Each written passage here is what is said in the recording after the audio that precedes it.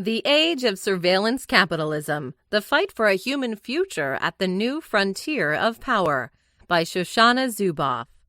For the larger part of the 20th century, dystopian novels such as Yevgeny Zamyatin's We and George Orwell's 1984 were both modeled after the authoritarian governments of Marxist states and interpreted as sweeping and insightful criticisms of the dangers of communism.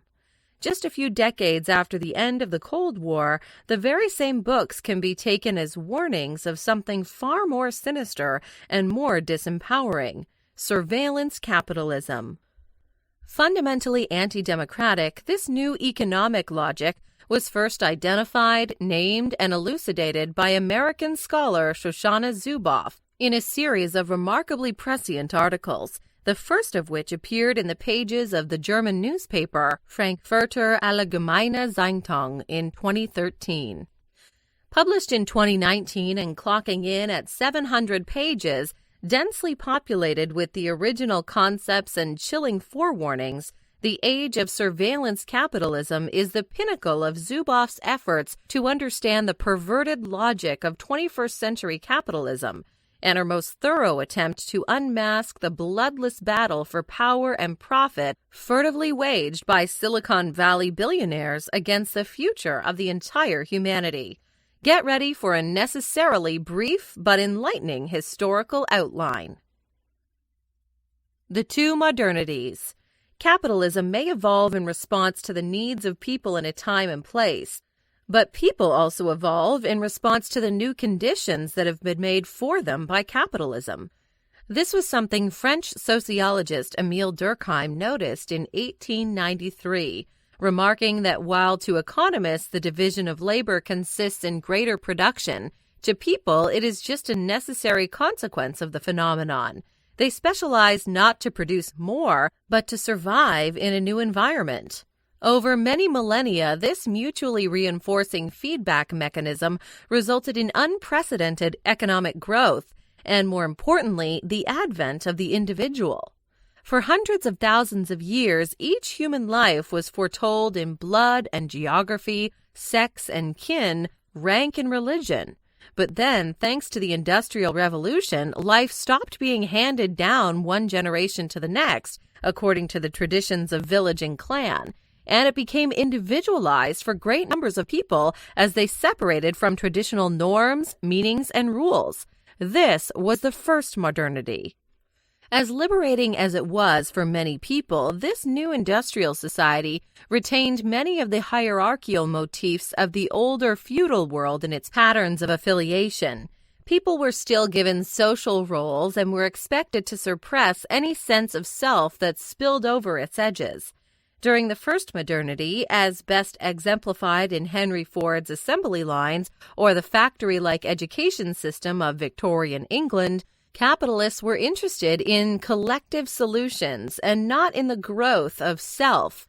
However, by the second half of the 20th century and the arrival of the second modernity, the self turned out to be all people have.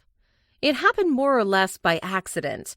The practices of mass production capitalism produced unimaginable amounts of wealth, and the threat of totalitarianism inspired democratic and distributional policies that gave hundreds of millions of people access to experiences that had once been the preserve of a tiny elite.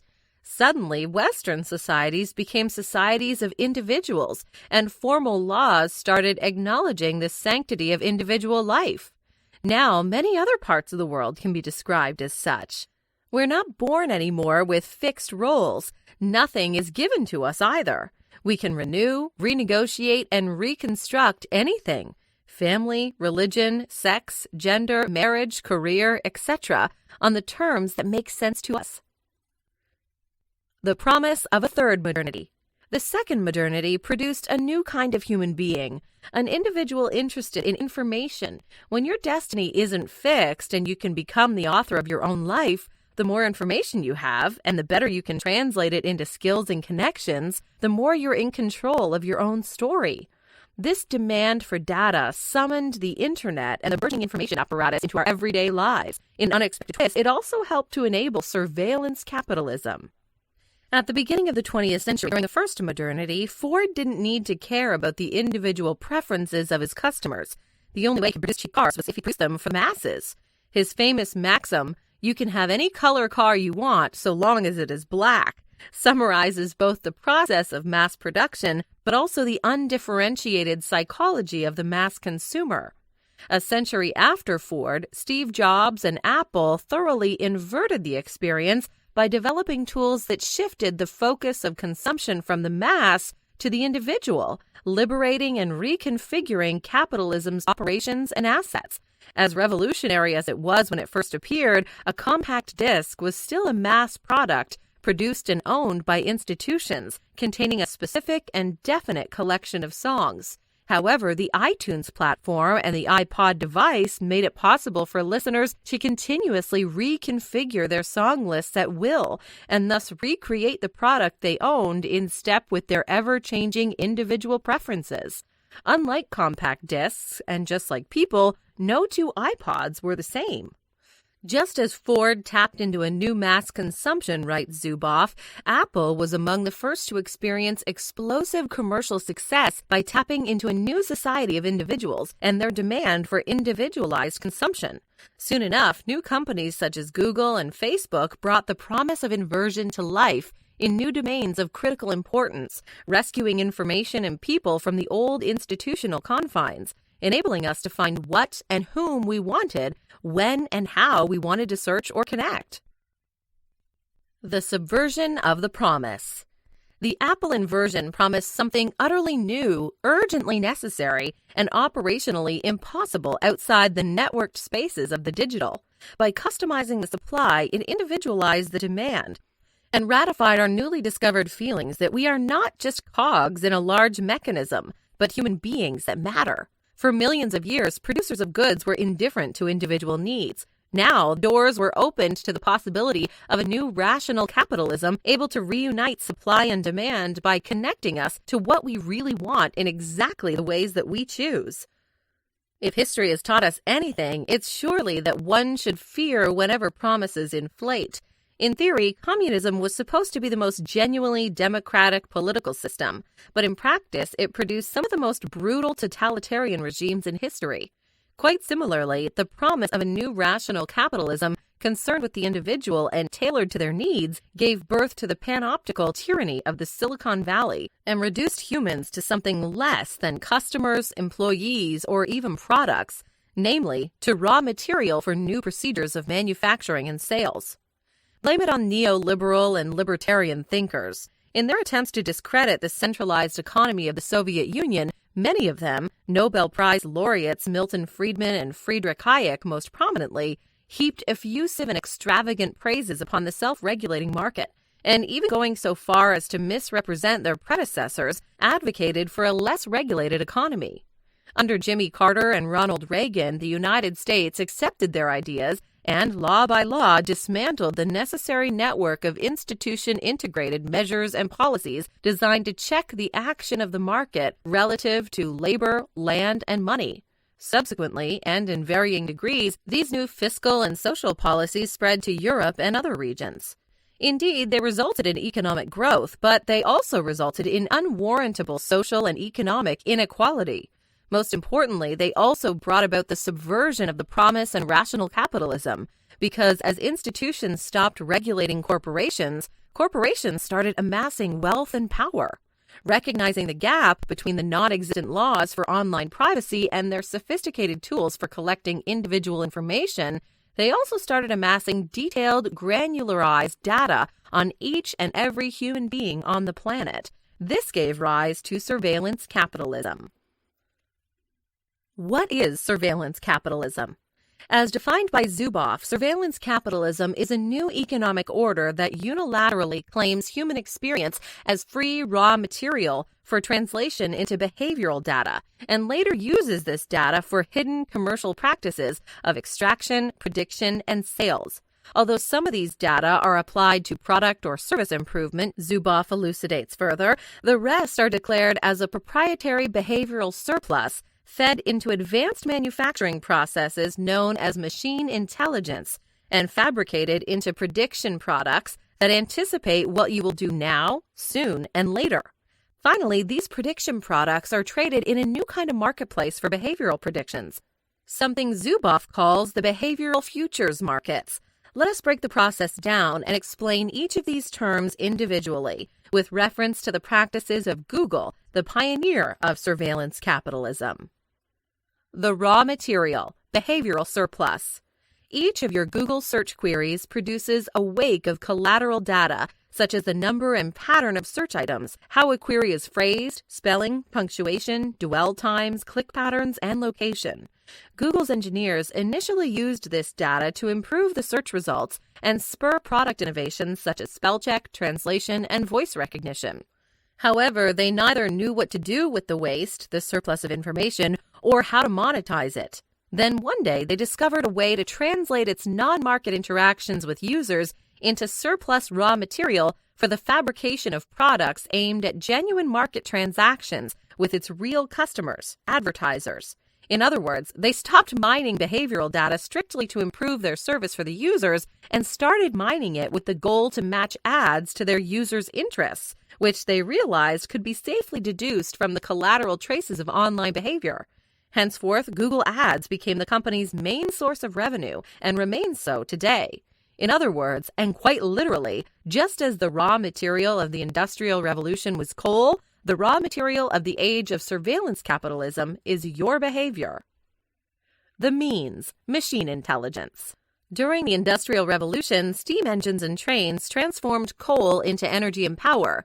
Analogously, during our age of surveillance capitalism, there are specific technologies and techniques that feed on behavioral surplus. Zuboff groups them under the name machine intelligence. The equation is simple. The more surplus Google's machine intelligence capabilities consume, the more accurate their predictions become. Ever since Google's engineers learned how to monetize behavioral surplus, their goal has been more accurate predictions.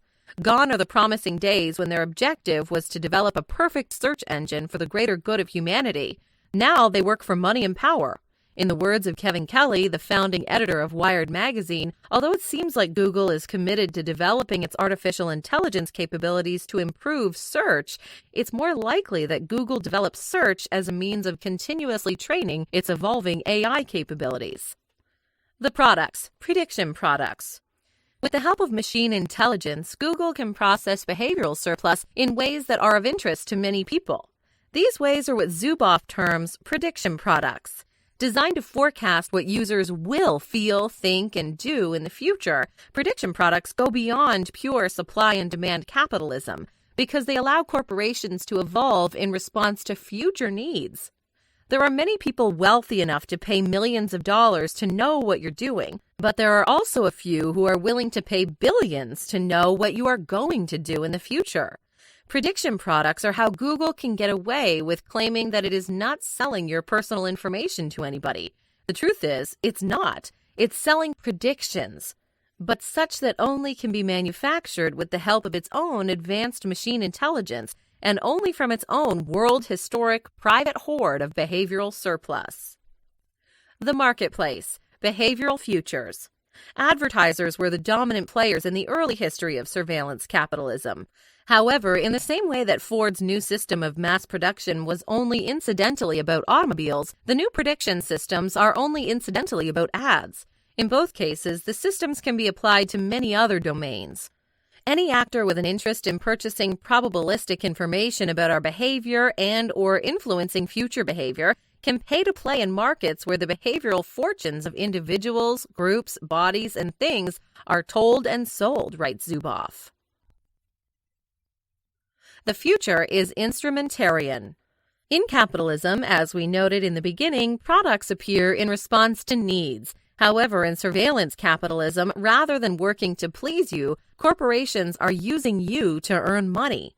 We are no longer the subjects of value realization, writes Zuboff, nor are we, as some have insisted, the product of Google's sales.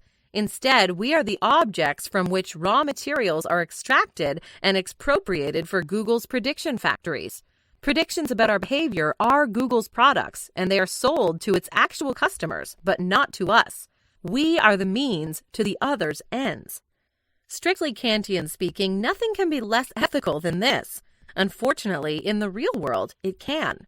Because, of course, it's not just Google, it's also Facebook and Microsoft and Amazon and maybe one or two others.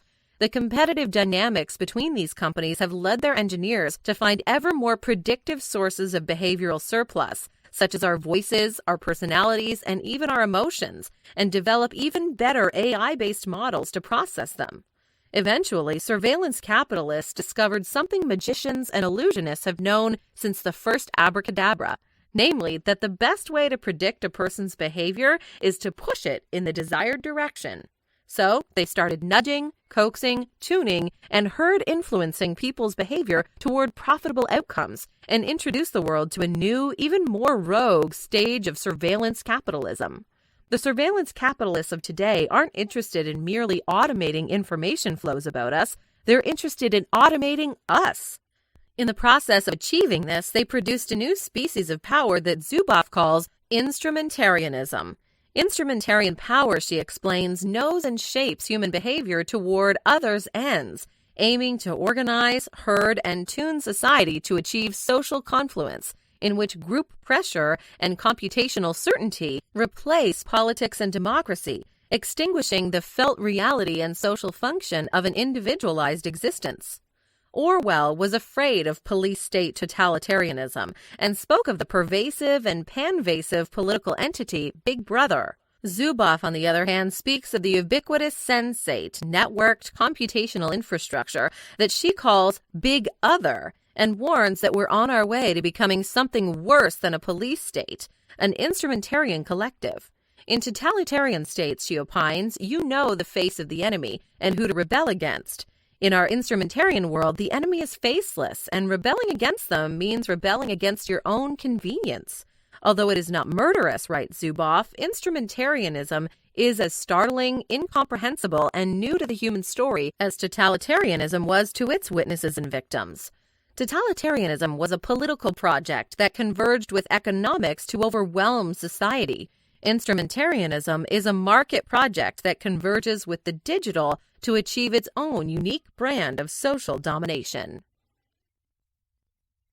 Final notes. Described by Zadie Smith as this generation's Das Kapital, the age of surveillance capitalism is a rare, extremely intelligent work of original research and penetrating insight. As John Thornhill wrote in Financial Times, many adjectives can be used to describe it. Groundbreaking, magisterial, alarming, alarmist, preposterous. He proposes one few would dare to dispute. Unmissable. Indeed, it is. Hi, I'm Rhonda, and this is an exclusive audiobook video recorded for the Audiobook Master channel. Enjoy your audiobook and have fun learning.